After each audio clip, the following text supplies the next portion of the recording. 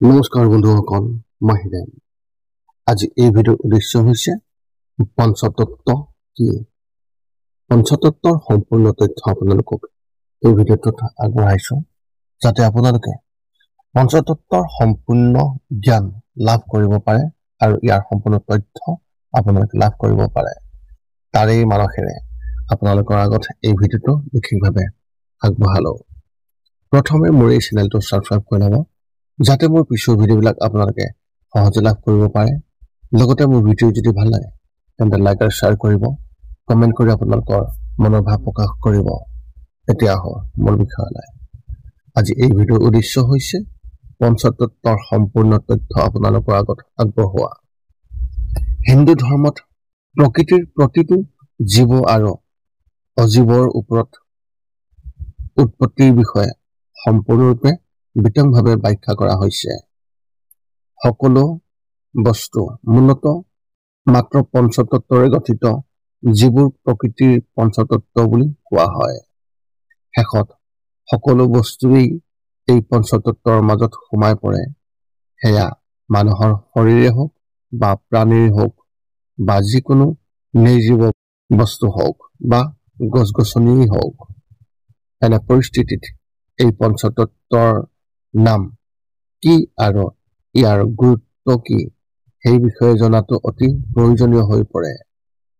এই ভিডিঅ'টোত পঞ্চতত্ত্বৰ সন্দৰ্ভত আপোনাৰ কিছুমান প্ৰশ্ন নিশ্চয় উত্তৰ দিম, যিয়ে পঞ্চতত্ত্ব কি, পঞ্চতত্ত্বৰ ৰং, পঞ্চতত্ত্ব কি বুলি কোৱা হয়, পঞ্চতত্ত্বৰ উৎপত্তি কেনেকৈ হ'ল, পঞ্চৰ দেৱতা কোন, মানৱ শৰীৰ কিমান মৌলৰে গঠিত।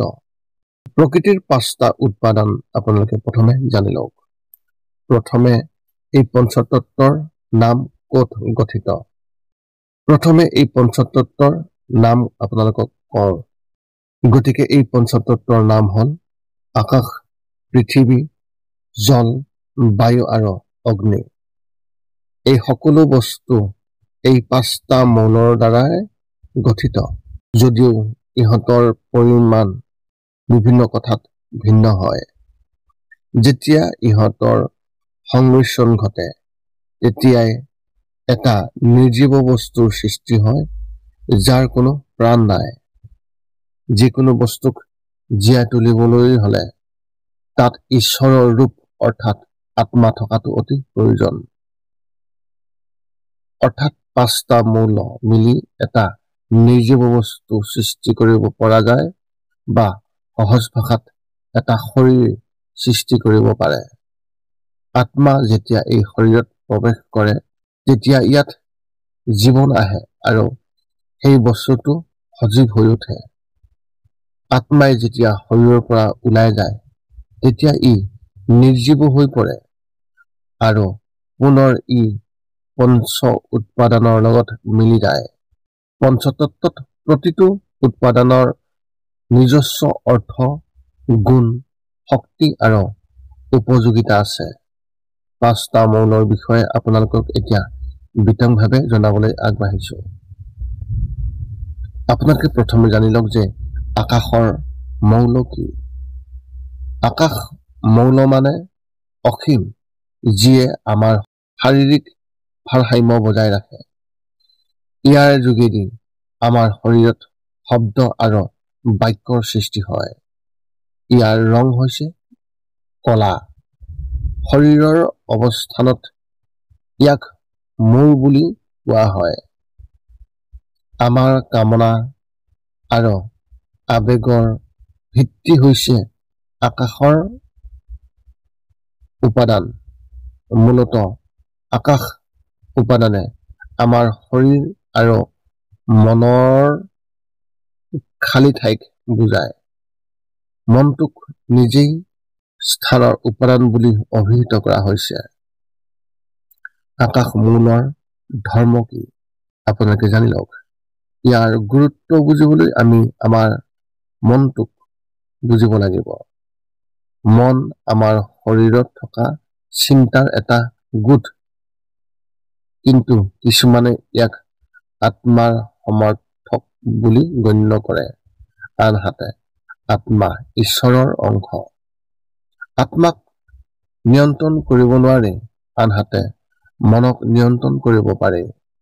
যেনেকৈ আকাশৰ শেষৰ কোনো সীমা নাই, ঠিক তেনেদৰে আমাৰ মনটোৱেও খন্তেকতে যিকোনো ঠাইৰ পৰা যিকোনো ঠাই পাব পাৰে। আকাশত নিজৰ ভিতৰতে অসীম শক্তি আছে, ঠিক তেনেদৰে মনটো অপৰিসীম শক্তিৰ সাগৰ। যেনেকৈ আকাশত কেতিয়াবা ডাৱৰ, কেতিয়াবা ধূলি আৰু কেতিয়াবা স্পষ্টকৈ দেখা যায়, ঠিক সেইদৰে আমাৰ মনটো পৰিস্থিতিৰ ওপৰত নিৰ্ভৰ কৰি সুখী, কেতিয়াবা দুখী আৰু কেতিয়াবা স্বাভাৱিক হৈ থাকে। এতিয়া আপোনালোকে জানো দ্বিতীয় তথ্যটো হৈছে পৃথিৱীৰ মৌল কি? পৃথিৱীৰ মৌল মানে আমাৰ শৰীৰৰ ছাল আৰু কোষ, যিয়ে আমাৰ শৰীৰৰ বাহিৰৰ গঠন কৰে। আনে আমাক এনেদৰে চায় আৰু আমিও তেওঁলোকক এনেদৰেই চাওঁ। ইয়াৰ দ্বাৰা আমাৰ শৰীৰৰ ওজনো দেখা যায়। ইয়াৰ ৰং হালধীয়া। আমাৰ শৰীৰৰ গোন্ধ পৃথিৱীৰ উপাদানৰ দ্বাৰা নিৰ্ধাৰিত হয় আৰু ই আমাৰ মাজত অহংকাৰৰ পৰিচালক। শৰীৰত ইয়াৰ অৱস্থান উৰুৰ পৰা বিশেষভাৱে কৰা হয়। পৃথিৱীৰ মৌলিক ধৰ্ম কেনেধৰণৰ? আমাৰ শৰীৰৰ হাড়, ভৰ, পেশী, কোষ, ছাল আদি পৃথিৱীৰ উপাদানৰ অন্তৰ্গত আহে। ইয়াৰ অৰ্থ হ'ল আমি আমাৰ শৰীৰত দেখা আৰু অনুভৱ কৰা বেছিভাগ বস্তুৱেই কেৱল পৃথিৱীৰ উপাদানৰ পৰা নিৰ্মিত। মহাকাশত বল আৰু চুম্বকীয় ধৰ্ম পৃথিৱীৰ মৌলৰ বৈশিষ্ট্য, যিয়ে আমাক পৃথিৱীত লংঘন কৰি ৰাখে আৰু ইয়াৰ ওজন অনুভৱ কৰায়। ৩ নম্বৰ তথ্যটো জলমৌল কি? জলমৌল মানে আমাৰ শৰীৰত উৎপত্তি থকা প্ৰতিটো দৃশ্যমান পদাৰ্থ, যিয়ে শীতলতাক প্ৰতিনিধিত্ব কৰে। ইয়াৰ ফলত আমাৰ শৰীৰত সংকোচন হয়। শৰীৰত ইয়াৰ অৱস্থান ভৰি পৰা। ইয়াৰ ৰং বগা। আমাৰ শৰীৰৰ যিকোনো বস্তু সোৱাদ লোৱাৰ সৃষ্টি কেৱল জল উৎপাদনৰ পৰাই আহে। এয়া আমাৰ ভিতৰত বুদ্ধিমত্তাৰ চিন। জলমৌলৰ ধৰ্মৰ বিষয়ে জনাওক। আমাৰ শৰীৰত থকা সকলো তৰল পদাৰ্থ, সেয়া পানী হওক, তেজেই হওক, ৰসেই হওক বা আন যিকোনো তৰল পদাৰ্থ হওক, সকলো পানী মৌলৰ তলত আহে। আমি সকলোৱে জানো যে শৰীৰত থকা তেজ শিৰাৰ মাজেৰে গোটেই শৰীৰত চলি থাকে আৰু চলাচল কৰে। এইদৰে পানীৰ মৌলে শৰীৰত কাৰ্যকলাপ, সকলো পুষ্টি আৰু শক্তিৰ বিতৰণত গুৰুত্বপূৰ্ণ ভূমিকা পালন কৰে। চতুৰ্থটো মৌল হৈছে বায়ুমৌল। আৰু বায়ুমৌল কি? বায়ুমৌল মানে আমাৰ শৰীৰত বেগ আৰু গতিক বুজায়। বায়ু হৈছে আমাৰ শৰীৰত গতিশীলতাৰ সূচক, যিয়ে আমাৰ শৰীৰত বেগ আৰু গতিৰ সৃষ্টি কৰে। শৰীৰত ইয়াৰ অৱস্থান নাভিৰ পৰা আৰু ইয়াৰ ৰং নীলা আৰু বাদামী। বায়ুৰ আকৃতি অনিশ্চিত। আমাৰ শৰীৰত স্পৰ্শ শক্তি আৰু ইয়াৰ অনুভৱ কেৱল বায়ু উপাদানৰ পৰাই আহে। বায়ুমৌলৰ ধৰ্মৰ বিষয়ে জনাওক। বায়ুমৌল প্ৰতিটো জীৱতে পোৱা যায়। যেতিয়া কোনোবাই মৃত্যুবৰণ কৰে, তেতিয়া প্ৰথমে দেখিবলৈ পাওঁ যে তেওঁৰ উশাহ নিশাহ বন্ধ হৈ গৈছে। তেন্তে তাৰ অৰ্থ হ'ল শৰীৰত কোনো বায়ু উপাদান নাই। তাৰ অৰ্থ হ'ল মানুহজন আৰু জীয়াই নাই বা জীৱিত নহয়। বায়ুমৌল আমাৰ শৰীৰত গুৰুত্বপূৰ্ণ বায়ু অৰ্থাৎ অক্সিজেনৰ ৰূপত উপস্থিত থাকে। 5 নম্বৰটো মৌল হৈছে অগ্নিমৌল।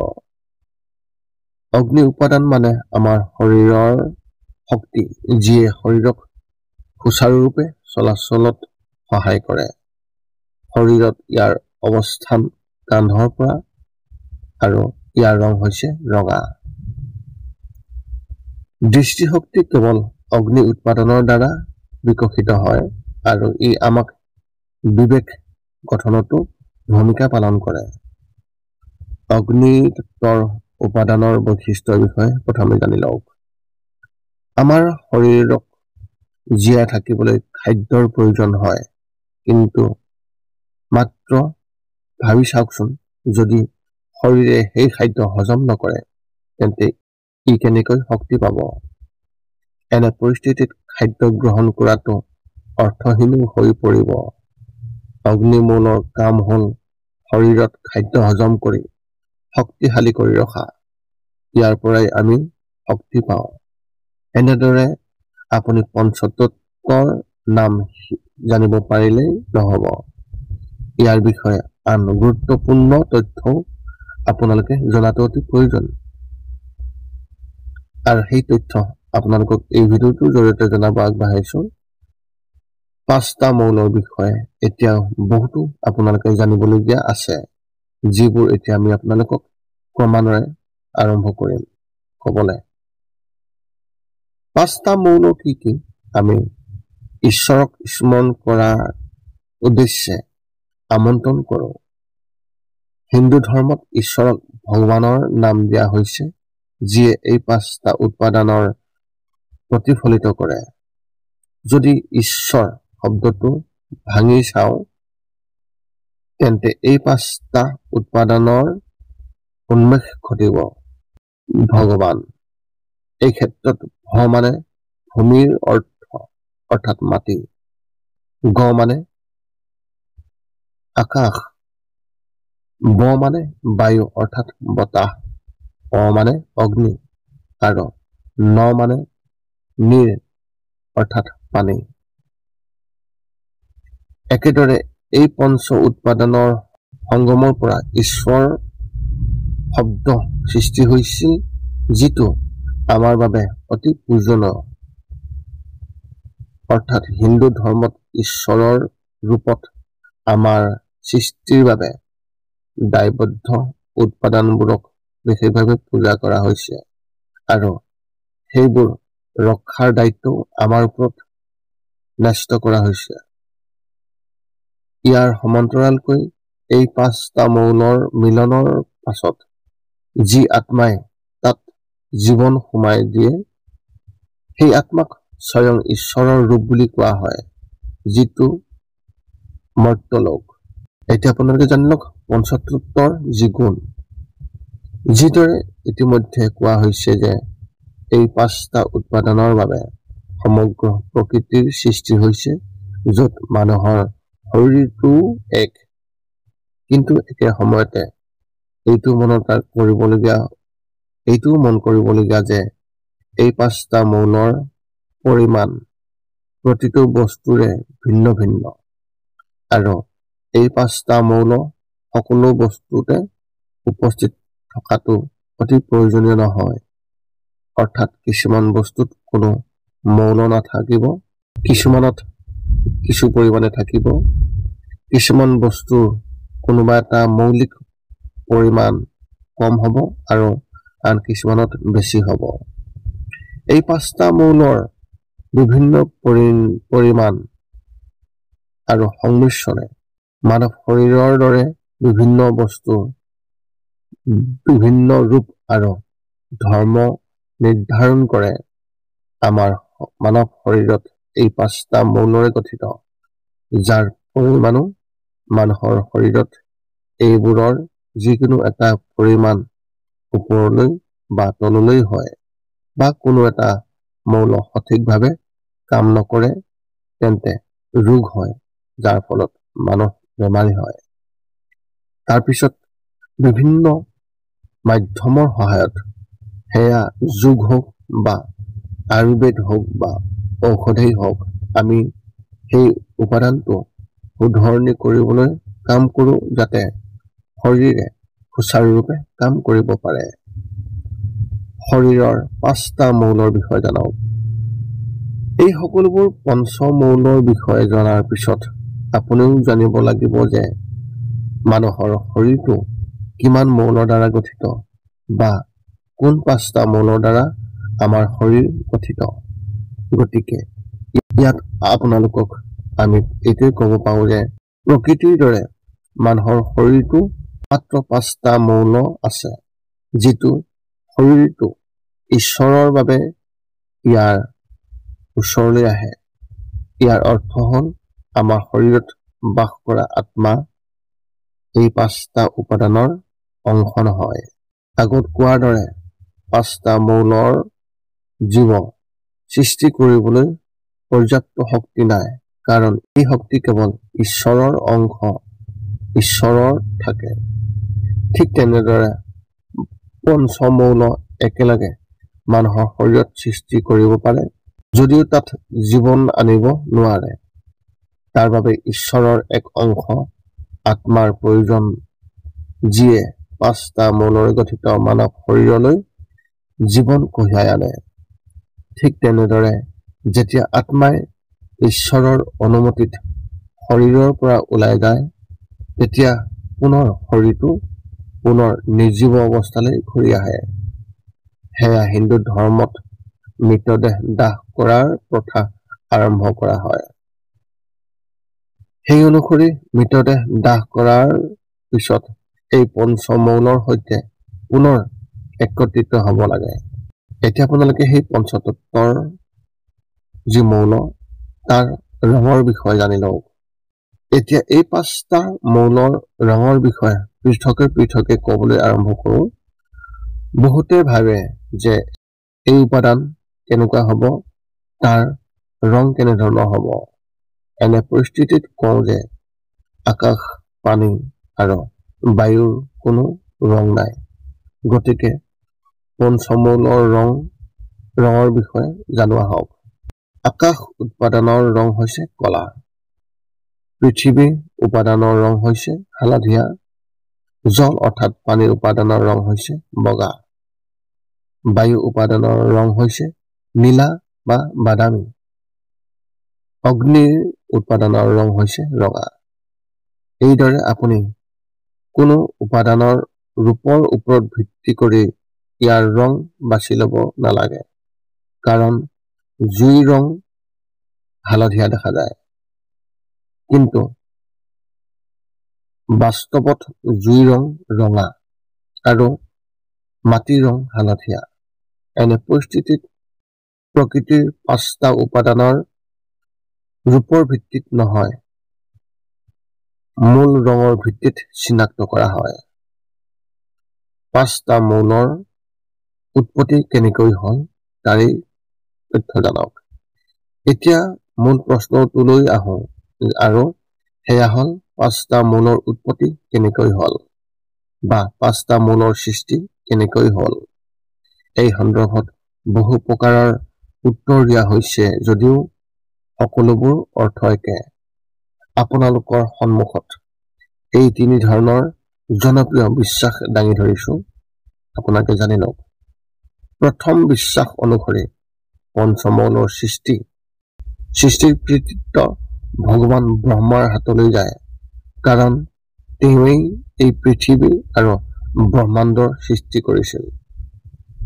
দ্বিতীয় বিশ্বাস অনুসৰি পঞ্চমৌলৰ উৎপত্তি ভগৱান শিৱৰ বাবেই সম্ভৱ হৈছিল। আচলতে ভগৱান শিৱ ধ্বংসৰ দেৱতা, আৰু ধ্বংস অবিহনে সৃষ্টি সম্ভৱ নহয়, আৰু সৃষ্টি অবিহনে ধ্বংস সম্ভৱ নহয়।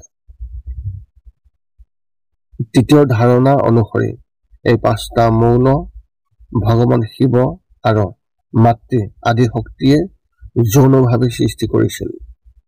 দুয়োজনে মিলি এই বিশ্ব ব্ৰহ্মাণ্ড আৰু পৃথিৱীৰ পঞ্চমৌল সৃষ্টি কৰিছিল। এতিয়া বিশ্বাস যিয়েই নহওক কিয় পঞ্চমৌল সৃষ্টি দায়িত্ব কেৱল ঈশ্বৰৰ ওপৰতহে আছে। তেওঁলোকৰ দ্বাৰাহে এই পৃথিৱীত জীৱন সম্ভৱ।